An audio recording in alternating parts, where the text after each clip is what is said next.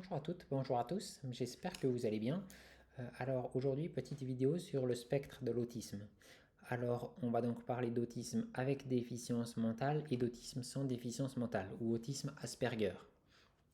Alors comme indiqué dans le nom, la différence entre les deux est que l'autisme avec déficience mentale implique un quotient intellectuel inférieur à la moyenne, tandis que l'autisme sans déficience mentale implique un quotient intellectuel égal ou supérieur à la moyenne. Alors, est-ce que pour autant l'autisme avec déficience mentale veut dire bêtise? Pas forcément. En fait, il est tout à fait possible que notre manière de mesurer l'intelligence des personnes atteintes d'autisme avec déficience mentale soit inadaptée à elles. Albert Einstein a dit, je cite, tout le monde est un génie. Mais si vous jugez un poisson à ses capacités à grimper à un arbre, il passera toute sa vie à croire qu'il est stupide. Fin de citation. Et bien là, il est tout à fait possible que ce soit le même cas de figure. Les personnes atteintes d'autisme avec déficience mentale peuvent être intelligentes, mais notre manière de mesurer cette intelligence n'est pas adaptée à elles. Alors ensuite, il est couramment... il y a un cliché qui dit que les autistes sans déficience mentale sont des génies ou en tout cas ont des capacités de mémorisation très bonnes. De nouveau, pas forcément. C'est tout à fait possible, mais il y a aussi plein de personnes atteintes d'autisme sans déficience mentale qui ne sont pas des génies, qui n'ont pas des capacités de mémorisation hors normes. Moi, par exemple, j'ai des capacités de mémorisation plutôt mauvaises, par exemple. Alors ensuite, un autiste ne pourra jamais changer de forme. Un autiste, par exemple, atteint d'autisme avec déficience mentale, toute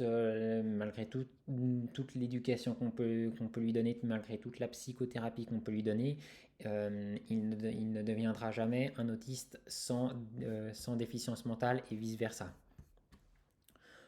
Ensuite, indépendamment de sa forme, que ce soit dans l'autisme avec déficience mentale ou dans l'autisme sans déficience mentale, le spectre d'un autiste peut être plus ou moins profond aussi.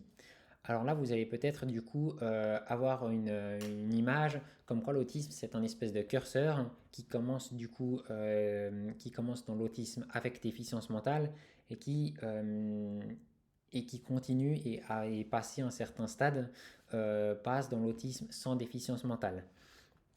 En fait, cette métaphore, cette comparaison, elle n'est pas forcément idéale parce que même avec un spectre aussi profond, deux autistes ne vont pas, en fait, l'autisme ne va pas forcément se manifester de la même façon. En fait, j'ai entendu un autiste sans déficience mentale donner une comparaison de l'autisme enfin du spectre de l'autisme que je trouve particulièrement bonne. En fait, il a comparé ça à un cercle et du coup, l'éloignement du cercle correspondrait à la profondeur du spectre. Mais du coup, on peut être éloigné du cercle vers le haut, vers le bas, vers la gauche, vers la droite, etc., etc. Pour illustrer ça, j'ai pris une image. Alors, comme vous le voyez, c'est un rond de couleur.